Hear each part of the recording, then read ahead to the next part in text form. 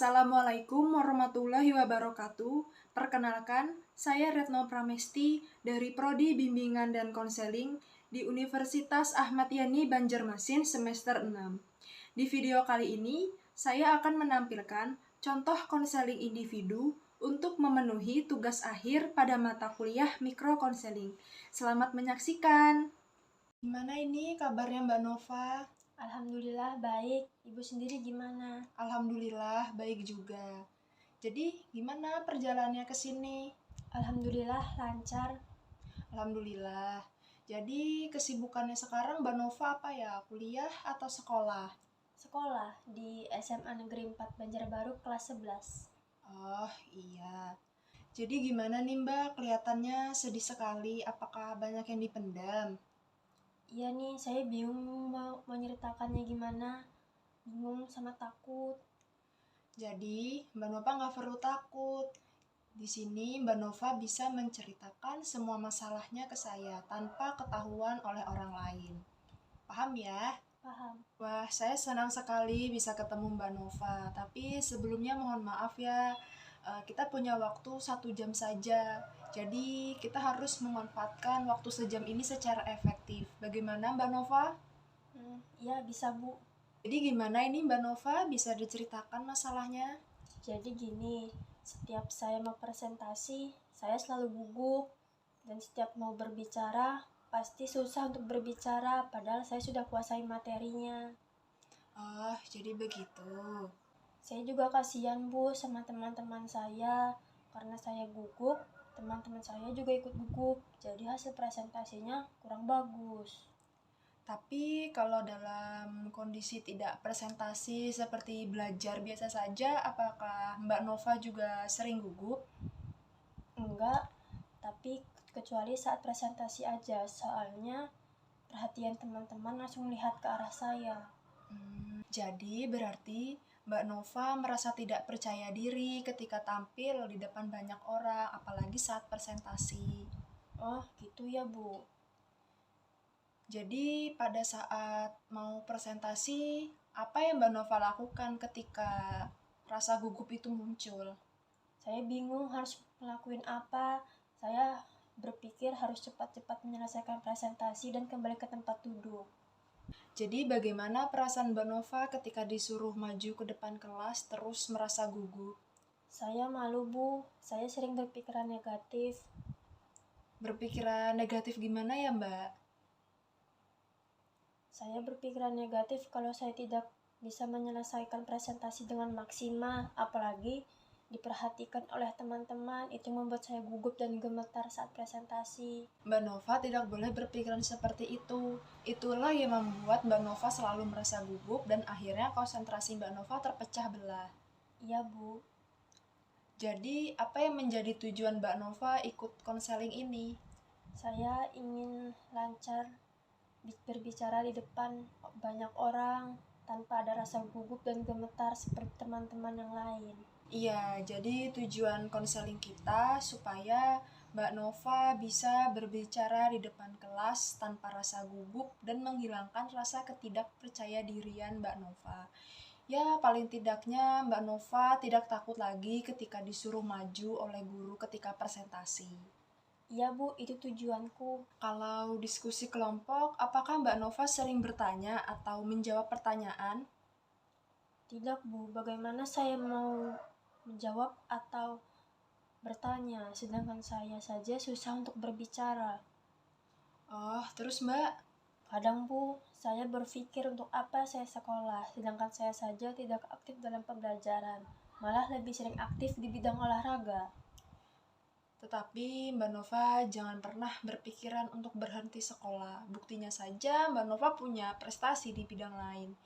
Kalau Mbak Nova berpikiran untuk berhenti sekolah, apa tidak kasihan dengan orang tua Mbak Nova yang sudah membiayai sekolah Mbak Nova? Iya Bu, saya kasihan juga dengan orang tua saya, tapi ibaratnya saya ke sekolah cuma datang, absen, lalu pulang. Tetapi Mbak Nova jangan pernah berpikiran seperti itu.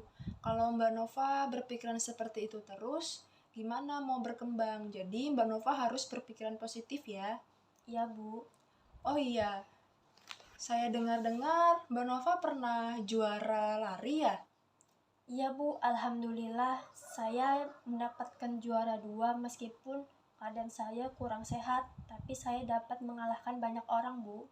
Berarti ini pengalaman membahagiakan dan membanggakanmu juga ya?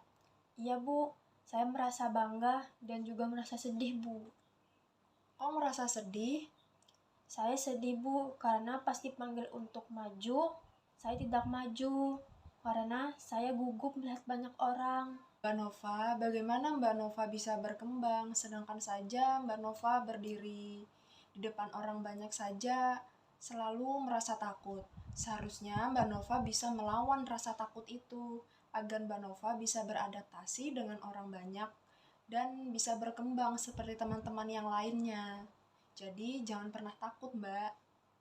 Iya Bu, ada teman dekat saya mengajak saya untuk masuk ke organisasi supaya saya bisa beradaptasi dengan orang-orang baru atau orang banyak dan bisa berbicara di depan umum tanpa rasa gugup. Bagus itu, Mbak. Tapi saya bingung mau masuk organisasi atau ikut les. Jadi Mbak Nova bingung mau masuk les atau organisasi.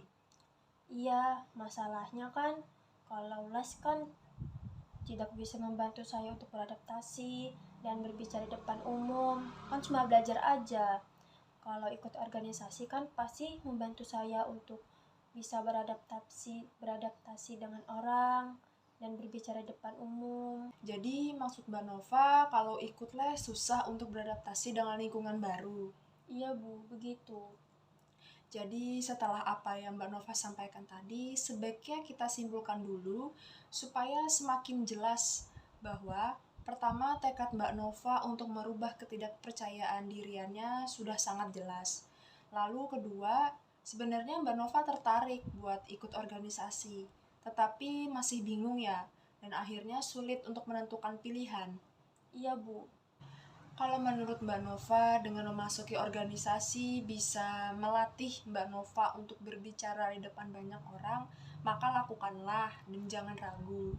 Tetapi sebelumnya Mbak Nova harus membicarakan kepada tetangga Mbak Nova yang telah mengajak Mbak Nova ikut les, supaya dia tidak tersinggung atas keputusan yang telah dipilih Mbak Nova. Begitu juga sebaliknya, kalau Mbak Nova mau ikut les, Mbak Nova harus membicarakan ini dengan teman Mbak Nova yang mengajak Mbak Nova ikut gabung di organisasi. Tetapi Mbak Nova juga harus ingat, harus bisa membagi waktu antara sekolahnya dan organisasi. Tapi Bu, bagaimana kalau saya gabung organisasi? Kalau menurut Mbak Nova, yang terbaik dalam membantu Mbak Nova melatih diri berbicara di depan umum, maka lakukan saja. Tetapi ingat, Mbak Nova harus bisa membagi waktu antara organisasi dan sekolah. Tapi Bu, kalau saya mengikuti les bagaimana? Itu juga bagus karena bisa menambah wawasanmu. Tapi kan Mbak Nova bilang bahwa kalau ikut les tidak membantu Mbak Nova dalam melatih diri berbicara di depan banyak umum kan. Tapi lakukan saja yang menurut Mbak Nova benar. Iya Bu, saya mengerti. Saya memutuskan untuk bergabung dengan organisasi saja. Baiklah, karena perjanjian di awal kita cuma 1 jam, maka kita akhiri ya konseling kita hari ini. Iya Bu. Apa ada yang mau disampaikan lagi? Nggak ada Bu. Oke, kalau begitu kita tutup ya pembicaraan kita hari ini dan saya mau berterima kasih kepada Mbak Nova telah mempercayai saya untuk mengikuti konseling ini. Ya Bu, sama-sama. Saya juga mau berterima kasih karena Ibu sudah membantu memecahkan masalah saya. Iya, kita bikin perjanjian lagi ya nanti untuk konseling selanjutnya. Iya Bu. Selamat siang Ibu. Siang Mbak. Wah, senang sekali bisa bertemu Mbak Nova lagi. Iya Bu. Bagaimana kabarnya Mbak? Alhamdulillah baik Bu. Ini ada permen, silahkan diambil ya Mbak, jangan malu-malu. Iya Bu, makasih. Bagaimana Mbak Nova, apakah sudah ada perkembangan? Iya ada Bu. Saya sudah mulai pede dan berani untuk ngomong di depan umum, tapi masih sedikit gugup sih Bu. Wah, bagus dong Mbak. Seenggaknya Mbak Nova udah mulai percaya diri. Tapi saya masih bingung, Bu. Bingung kenapa Mbak? Kemarin, waktu saya dapat giliran presentasi, saya merasa hasilnya kurang maksimal, Bu. Jadi, saya berbicaranya terbata-bata dan jadi gugup. Sebelumnya Mbak Nova sudah memahami materinya. Tidak terlalu, Bu. Nah, kalau begitu Mbak Nova harus memahami materinya terlebih dahulu.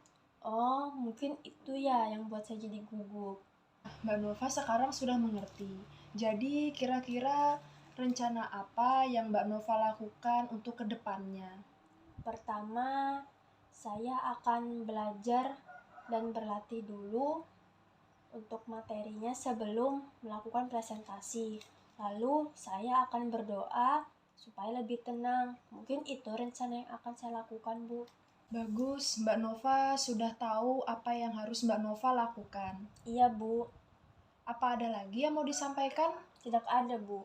Tapi sebelumnya saya mau tanya dulu, bagaimana perasaan Mbak Nova setelah mengikuti konseling ini? Alhamdulillah, Bu. Saya merasa lega dan tenang setelah mendapatkan solusi dari masalah ini. Alhamdulillah kalau begitu. Semoga dengan usaha yang Mbak Nova lakukan mendapatkan hasil yang baik. Seperti kata pepatah, bahwa tiada usaha yang mengkhianati hasil. Iya, terima kasih, Bu. Oke, kalau begitu kita tutup ya pembicaraan ini. Dan saya ucapkan terima kasih karena Mbak Nova telah mempercayai saya dalam konseling ini. Iya, Bu. Sama-sama. Saya juga mau berterima kasih karena Ibu sudah mau membantu saya untuk memecahkan masalah ini. Iya Mbak, jadi kalau kapan-kapan Mbak Nova mau main ke sini lagi untuk bercerita atau sekedar silaturahim, saya sangat mengizinkan sekali ya Mbak. Iya, Bu. Saya pamit pulang ya. Iya, hati-hati ya Mbak. Iya, makasih, Bu.